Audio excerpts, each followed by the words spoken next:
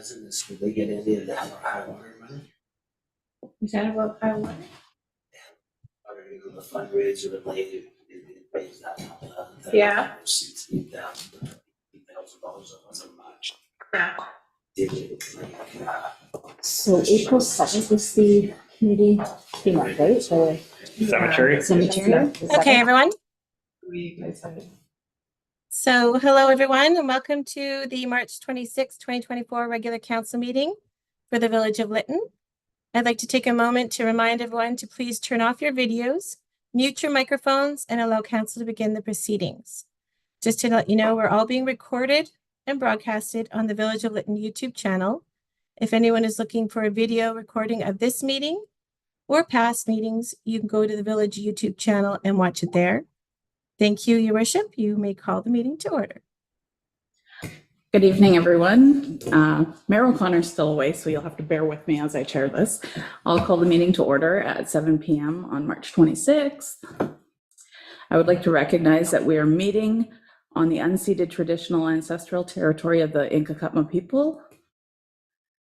And so, are we doing introduction late items?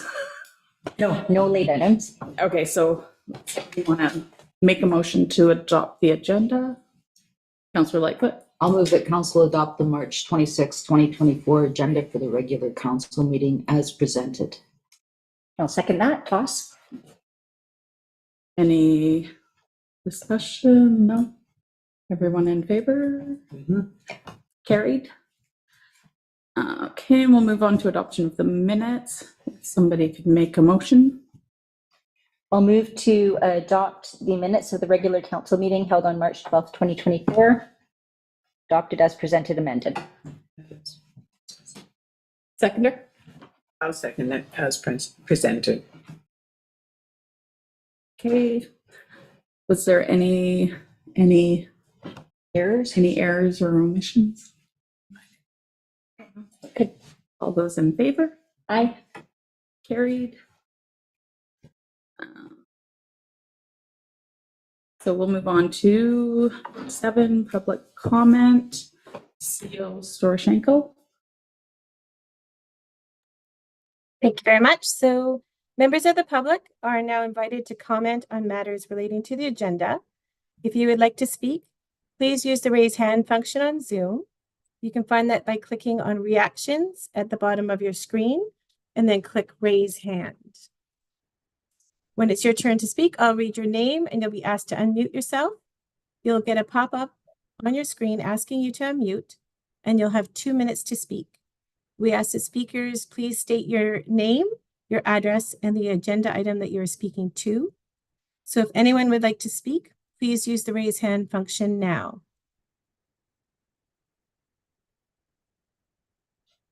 I don't see anybody with a raised hand. I'll call for a second time. If anyone would like to speak, please use the raise hand function now.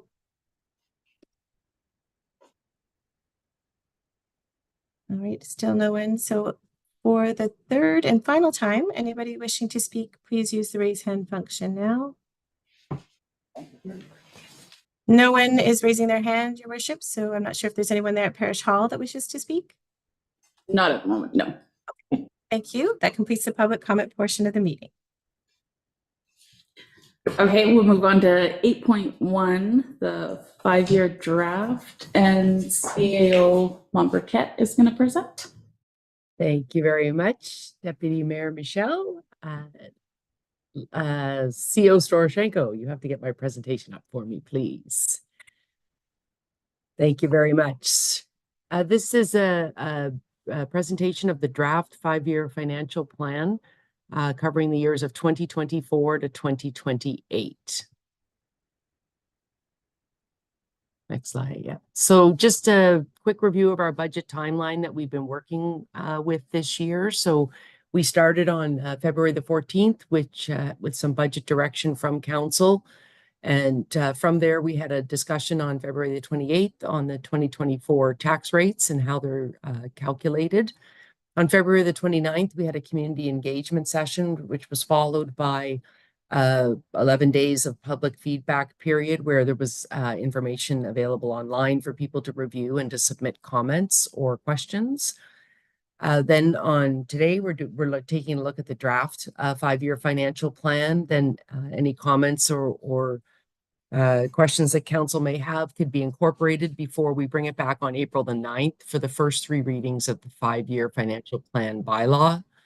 That'll follow on April 23rd. We'll do the adoption of the 5-year plan and the first 3 readings of the tax rate bylaw, with the final adoption of the tax rate bylaw just in the nick of time on May the 14th. It's required to be adopted by council prior to May 15th. So that is the schedule that fits with our meeting schedule. We didn't see the need to schedule a special meeting because May the 14th will still get us there on time. So that's the day that we'll do that. So just a quick overview of some of the numbers that are included in the plan. I'm focusing really tonight on the 2024 budget. The plan doesn't include 25, 26, 27, and 28. And it's primarily inflationary increases applied to those future years.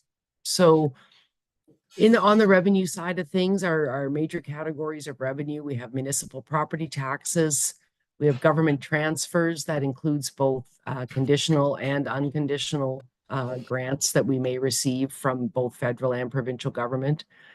Operational budget support, this is the amount that has been provided to Lytton from the Ministry of Municipal Affairs as we work through the recovery and rebuilding process. We have the sale of services, which includes things like building permit fees, water charges, sewer charges, those types of things. We have investment income. My understanding is Lytton didn't typically have investment income, but because we have received some grant money and some donations and some other things, we are earning interest on our accounts now. And then the other category is primarily just insurance proceeds on our contents insurance policy. So you can see for the 2024 budget, the total revenue is just over $2 million for the operating budget. That compares to our draft actuals for 2023 of 2.779 million. I'll explain on the next slide where some of those differences are, particularly on the revenue side. Kind of the key differences between 2023 and 2024. We have included a property tax increase of 6%, which we've spoken about at previous meetings. The government grants, it includes in 2024, it includes just a bulk amount of 200,000 in anticipation of programs that we will be eligible for and we will apply for. It also includes a small communities grant, which Lytton typically receives every year. It's budgeted in 2024 at 344,000.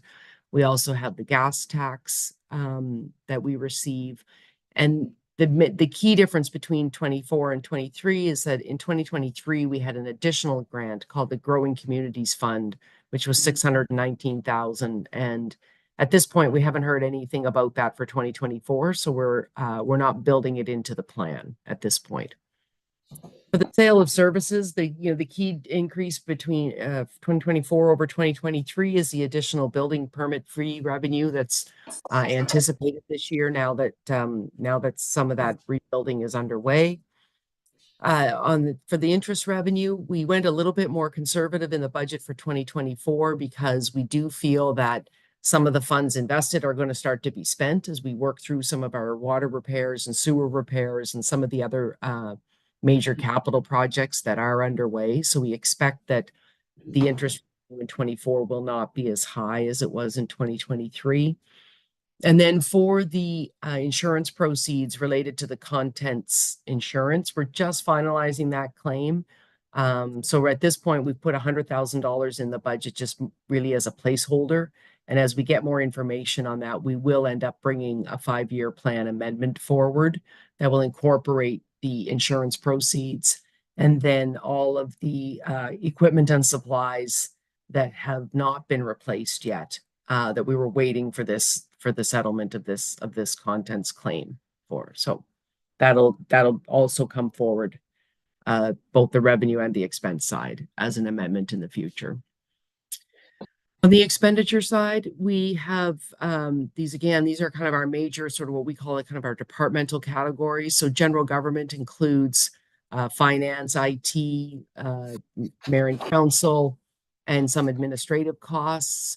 The protective services is primarily the Lytton Fire Services. Historically that has included building inspection fees, but it's not budgeted in 2024 in this area. Solid waste management, we're going to roll that actually into the Public Works Department when we do the final plan, because that's really just disposal of waste for the Public Works Department. Planning services, we have budgeted again in 2024 for a grant writer. We have been unsuccessful at finding one at this point. We're still looking. So we decided to carry that budget forward. We think that would be a great addition to the team. And then the Public Works Department, the water services, and the sewer services, all three of those departments have increased over 2023. Those are kind of our day-to-day operations. And now that we're really kind of fully staffed again, we're seeing a lot more activity in those areas. And then Parks and Rec, though, that's just a little bit of money that's in there for some, tidying up of some of the spaces around town. There's no significant budget dedicated to that at this point. So the key differences on the expenditure side, 2023 versus 2024. In general government, we have the addition of a full-time corporate officer that wasn't in that department in 2023. And we also have a full complement of staff in the finance department, which we had staff in the finance department in 2023, but not a full complement all the way through. In the Lytton Fire Service, we've got a more focus in 2024 on training and equipment as that department prepares to move into the temporary fire hall, which will occur during the year, and then they'll actually have a space out of which to operate and to have these programs. The planning services, I already spoke about that. We continue to carry the $25,000 for a grant writer. And then in Public Works, water and sewer, not only are we kind of ramping up in terms of the programs, we now have normal staffing levels. There's associated costs with that, whether it's equipment, supplies, vehicles, those types of things. So all of those have gone up in 2024 versus 2023. So the net budget that we end up with for 2024, so the revenue minus the expenses, then there's a couple other small items that are on this slide. Fiscal expense includes debt repayments. We still have one outstanding long-term debt related to a sewer project that was a number of years ago.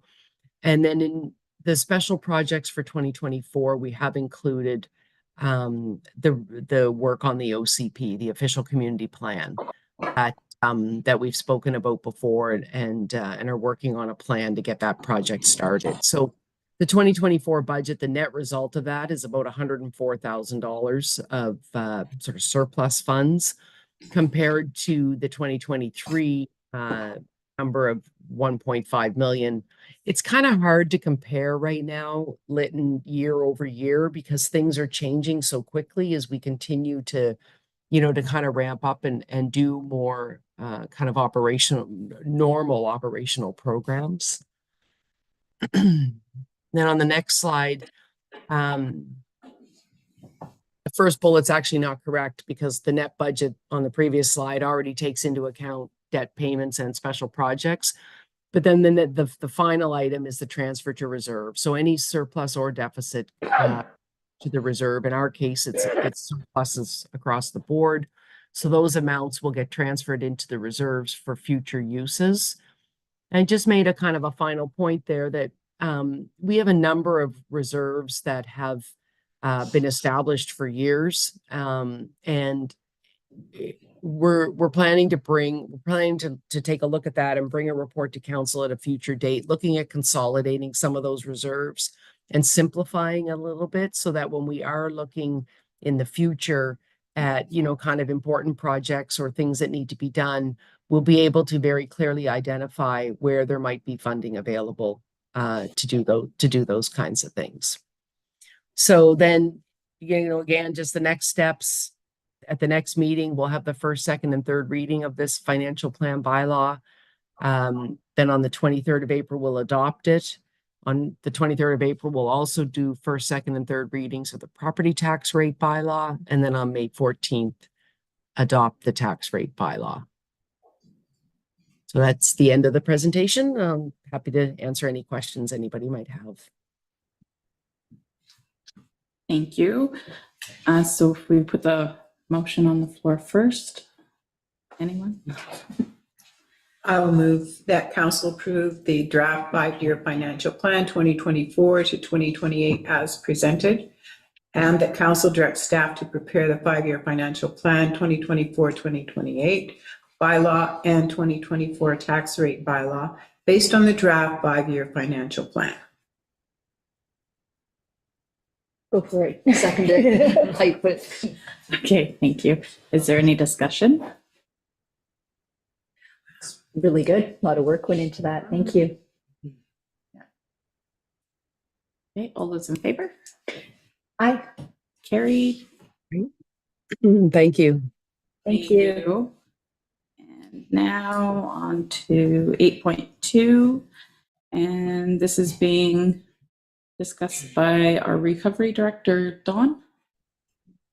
Hi all, can you hear me? Yeah. We all good? Thank you, council. We'd like to request council to authorize the CAO to award a contract to Exton Dodge for surveying. So the context of this is during the village launched an RFP back in January for survey services. This is to replace some of the pins that were destroyed during the backfillings in zones 1 to 6, but also requesting contour and topographic mapping and survey previously unzoned areas like Hobo Hollow. In response to that RFP that was launched in January at BC Bid, there were 2 respondents. One was Exton Dodge, the other was McElhaney.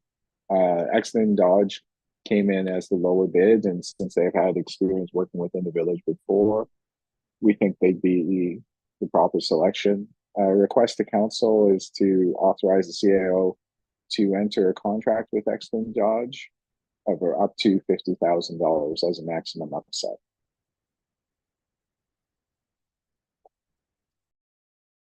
Okay, thank you, Dawn. So if we can have a motion for that. Councillor Lightfoot, I'll make the motion as presented in the agenda package. and a I'll seconder. second. And any discussion? Nope. Hopefully this will be the last time we survey. Money, not money. Yeah. Yep.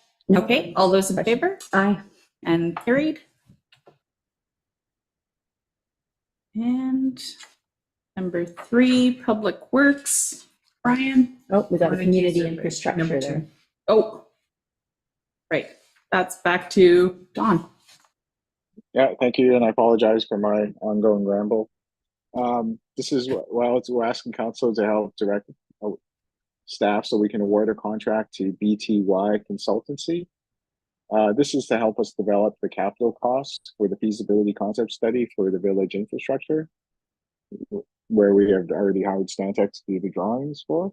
Just for context, this is part of the federal funding through Infrastructure Canada under the Green Inclusive Community Buildings Program.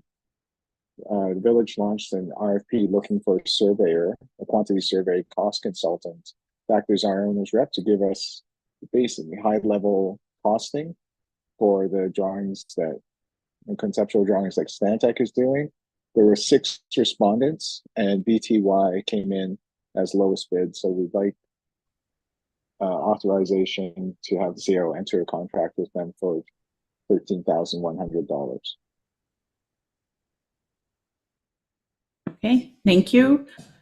So there's another 2-part motion. Can I just jump in for 1 second? I just noticed that the amount is not in the motion.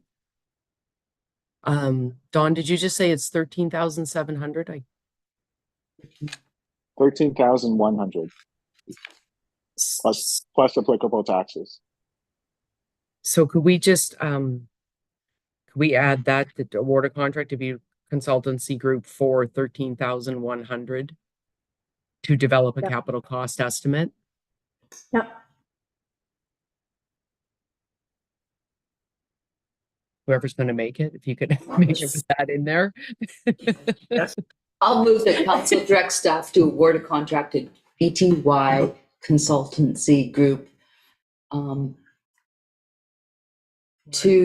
the amount of $13,100 to develop a capital cost estimate for the feasibility study / concept plan for community infrastructure, and that council authorize the chief administrative officer to execute the contract. I'll second that. Okay. And is there any discussion? Yeah, I did have a question for Dawn. Dawn, this is going through and making sure that any kind of plan meets with the standards expected by Infrastructure Canada, right, for the grant. And at the same time, it's kind of making the picture and the ideas be practical and affordable. Is that kind of the job of these guys? Like, I'm sorry, I have no clue what a quantity surveyor does. Never met one. That's okay. I can explain a little. It's really more about so the architects, Stantec, are going to give us a conceptual drawing, right? With just general ideas. Quantity surveyor, or some people call them cost consultants, they take those drawings and based on what their experience, and they're all certified. I can tell you, I've worked with BTY before. They do a great job. They give you a cost estimate, a high level cost estimate of what that drawing may cost. Okay. Right? It doesn't involve engineering, though they do have experience in engineering, so do the architects, but they aren't engineer drawings in terms of those qualifications that you kind of mentioned on the build.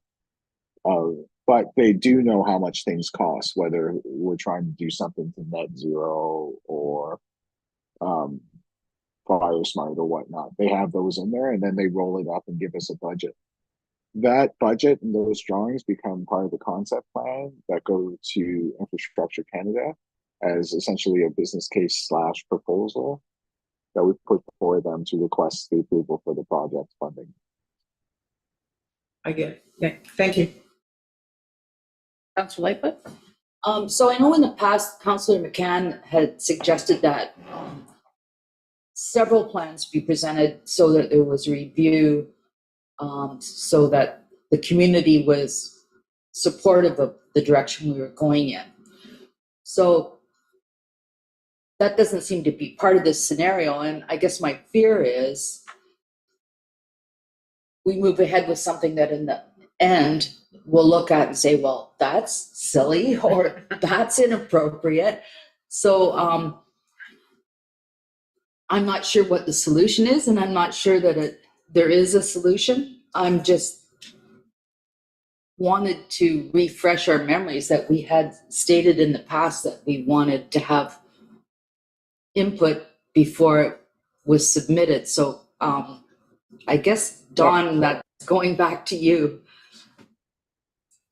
Yeah, your input and actually the community's greater input was going to be in there. So the drawings first, we'll hopefully get those by the end of this month. The initial ones we'll review with council, and then we're going to invite the other local governments to provide their input as part of the overall planning.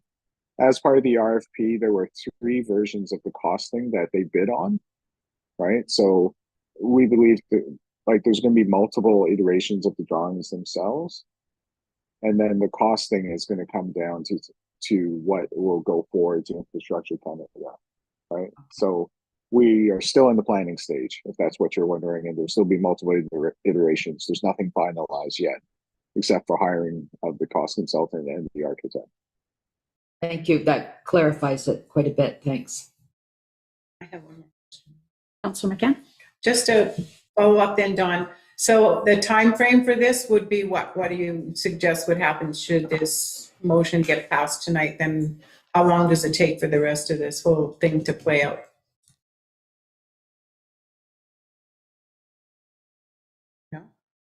Sorry, I just wasn't able to get it off mute. That really depends on everybody's input in terms of the local government in the next stage. You know, obviously the architect is going to tell us the first drawing is perfect and we don't have to change anything. And as history has shown, not just in Lytton, but everywhere, that never pans out. So the architect's fully planned for multiple iterations. Really, this is a consultative process. And the idea is to get something on paper, imagery and conceptual, that's much easier to talk about than what's on paper. If you know what I mean? That's the picture just says more than words. Yeah. And really, we're hoping to get this done sooner than later, obviously, because we'd like to go to RFP to tender for the contractor to help us build and whatnot.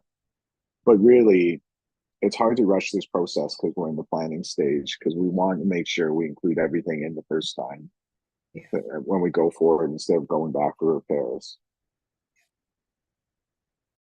Thank you. Thank you, Don. Any more questions? Nope. All those in favor? Carried. Okay, now we're on to number 3, Public Works. Brian?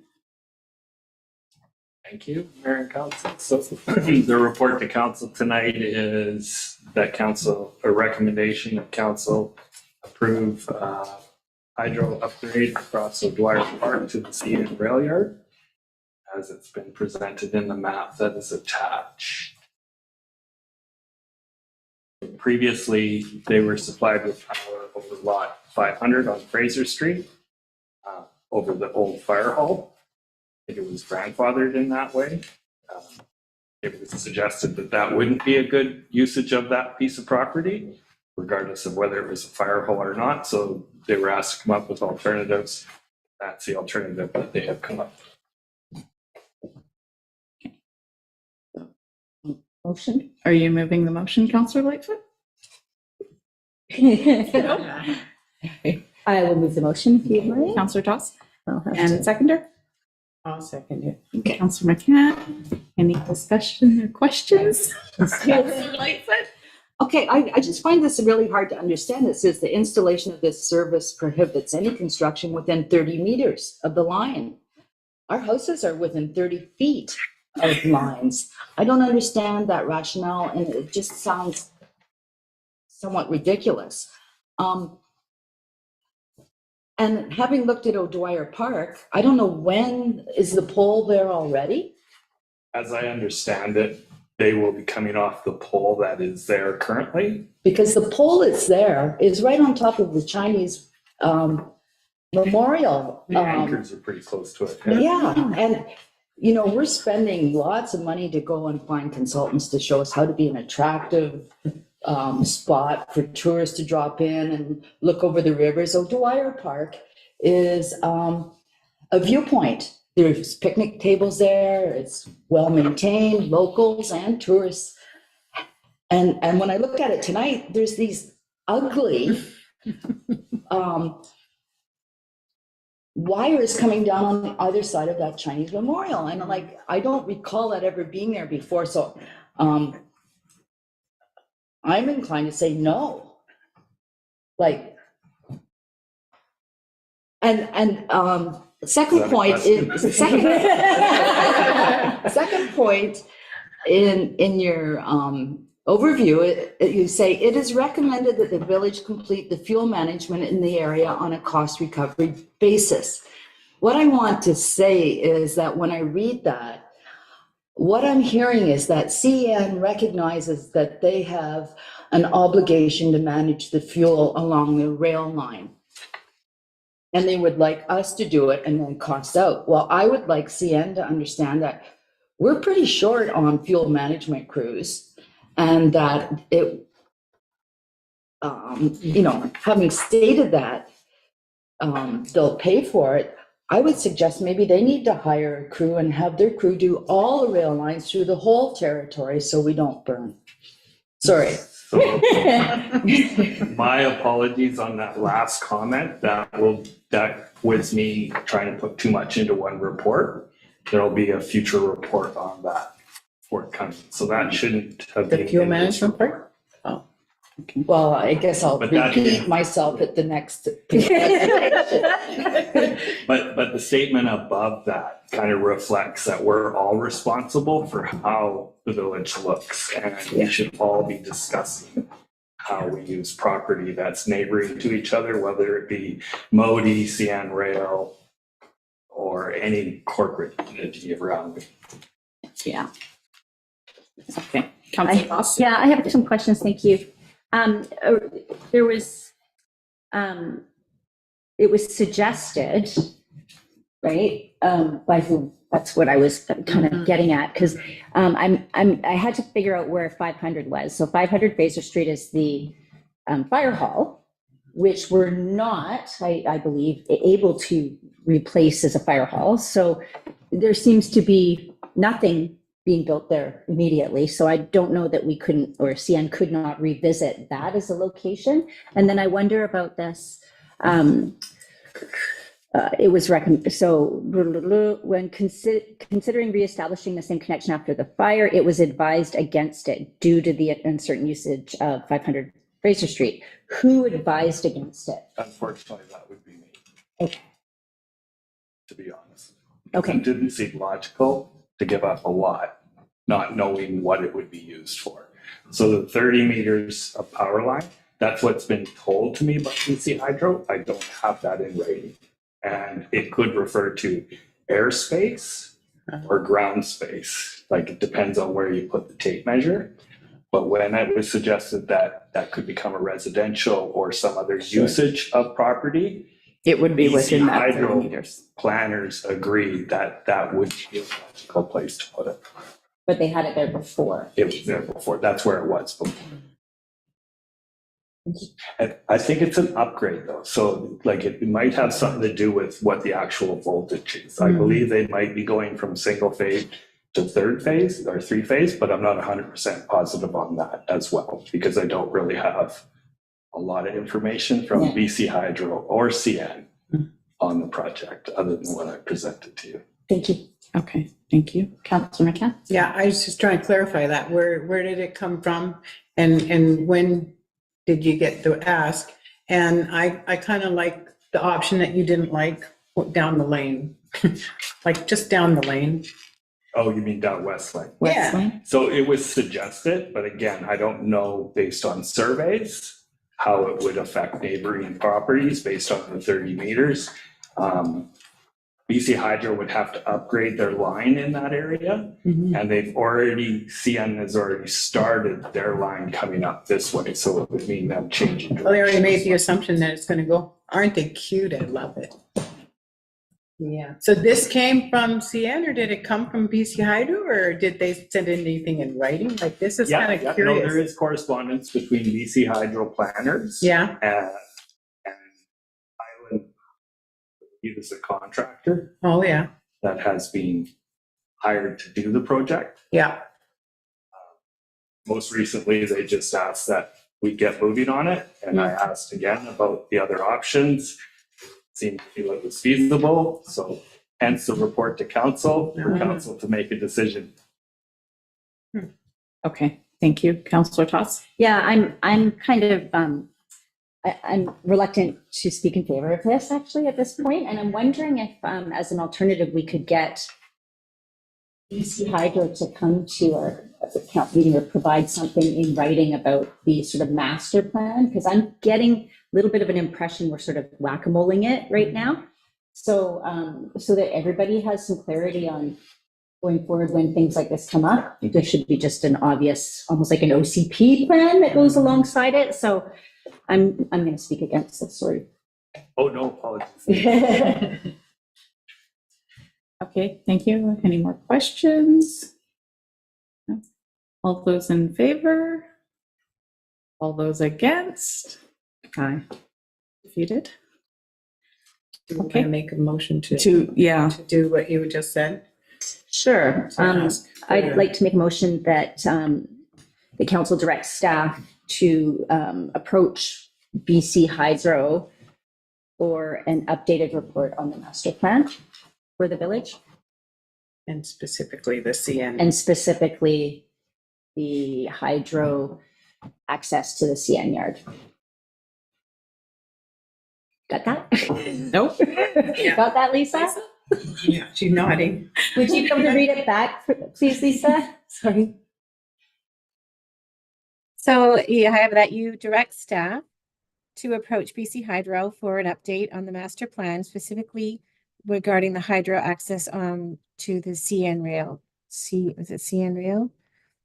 Yard. Yeah. Yeah. The master plan for the village of Lytton. That'd be great. Thank Master you. plan does it. Okay, wonderful. And I'll second that. Seconder? Councillor Okay. McCann? And all those in favor? Aye. Carried. Okay, next we're moving on to correspondence. Number 1, we have correspondence from the BC Association of the Farmers Market. And somebody move that motion. Trying to find it. Oh, I'll make the motion as stated for the farmers market, that council receive correspondence from BC Association of Farmers Markets for information, and that council direct staff to write a letter to the BC Minister of Health, the Honorable Adrian Dix, showing the Village of Lytton's support for securing and expanding funding for the BC Farmers Market Nutrition Coupon Program. thank you. Seconder, Councillor Lightfoot. Any discussion? Nope. All those in favor? Aye. Carried. And there is also correspondence from the BC Interior Community Foundation. We can have a motion to receive that. Councillor Lightfoot, So moved. seconder. Councillor McCann. All those in favor? Aye. Carried. Okay, and now we're on to verbal reports. Oh, I'm currently starting. Yeah. Fortunately, I didn't have as much as Mayor O'Connor does.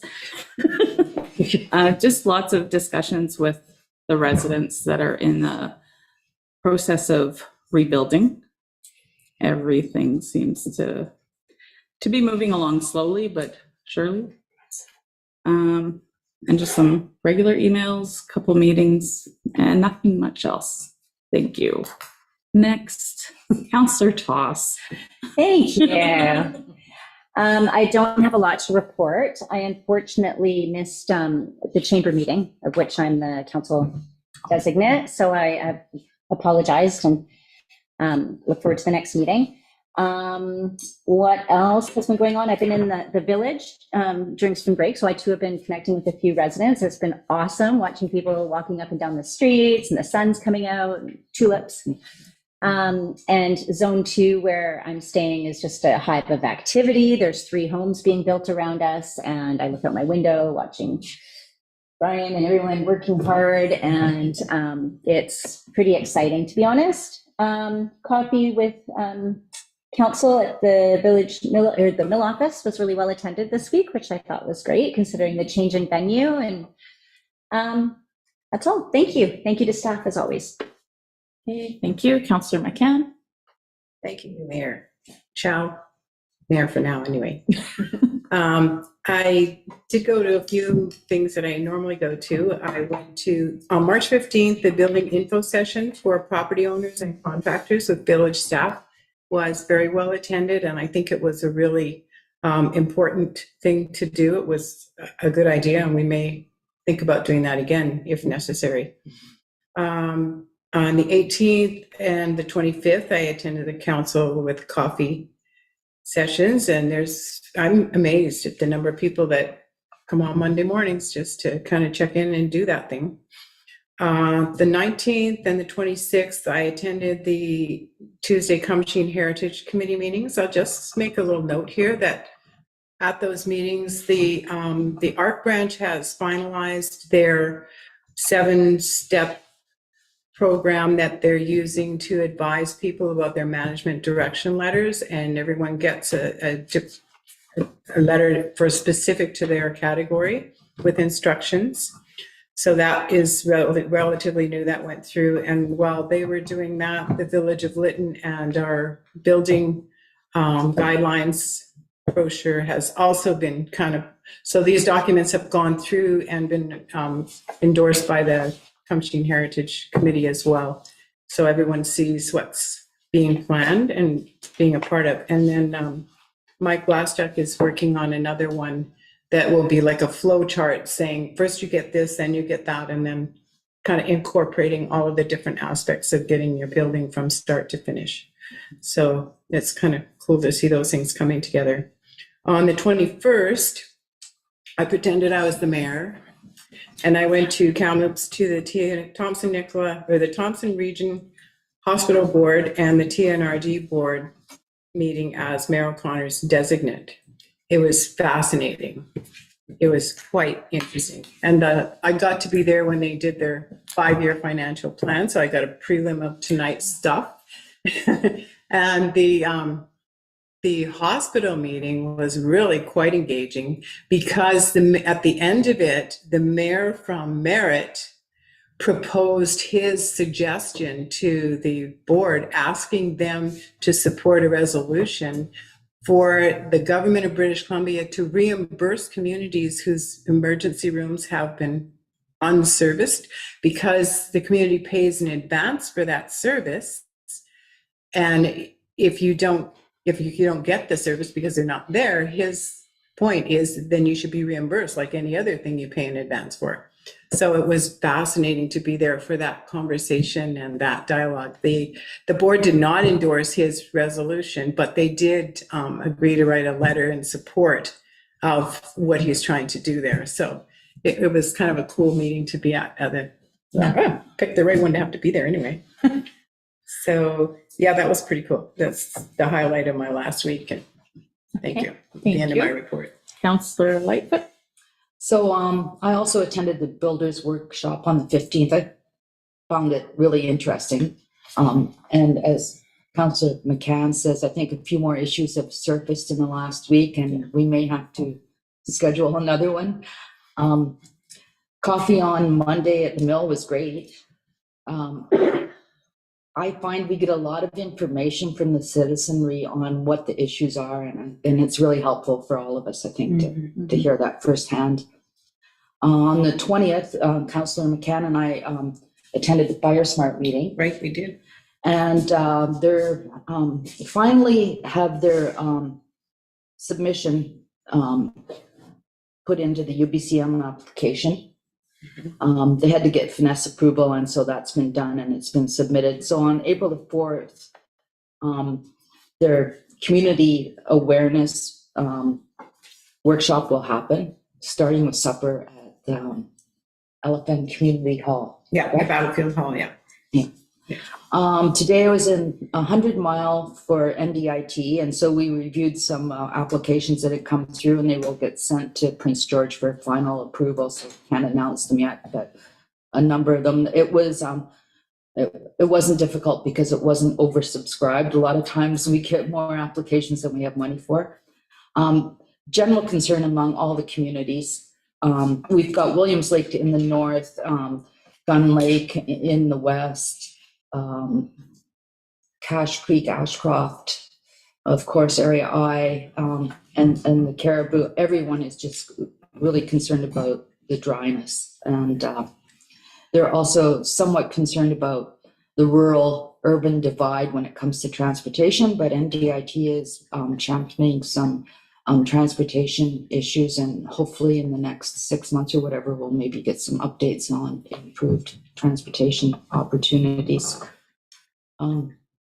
So that was it pretty much for the week. Okay, thank you. And we will be moving on to the closed meeting portion of this meeting. Councillor Lightfoot, was that you putting I'll up make your... a motion that we move to it into in camera. I don't have the motion in front of me, I don't think. The council closed the meeting to the public to discuss matters related to the community charter sections 91A, 91B, 91C, 91G, 91K, 92B. That's it. That's it. Seconder, I'll second. Counselor McCann. All those in favor? Aye. Carried. Thank you. Thank you so much, everyone. So that concludes the public portion of the regular council meeting of March 26th. We ask that the public and staff please remove yourself from the meeting as we go into our closed session. Thank you for attending tonight's meeting and have a wonderful night. And I also invite council to take a short recess while we reset the meeting to close. Thank you.